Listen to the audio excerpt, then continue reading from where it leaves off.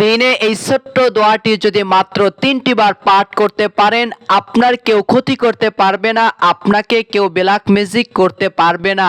আল্লাহ পাক রব্বুল আলামিনের ফেরেশতারা আপনাকে দিনে এবং রাতে পাহারা দিয়ে রাখবেন। দুনিয়ার ভিতরে কালো জাদু, যত কঠিন থেকে কঠিনতম তাবিজ কবজ যাহা কিছু আছে, আপনাকে কখনো ক্ষতি করতে পারবে না।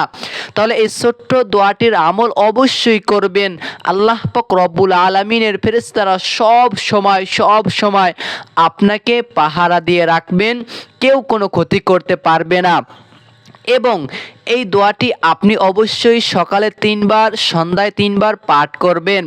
দোয়াটি হলো বিসমিল্লাহিল্লাযী লা ইয়াদুররু মা ইসমিহি শাইউন ফিল আরদি ওয়ালা ফিস সামাই ওয়া হুয়াস সামিউল আলিম।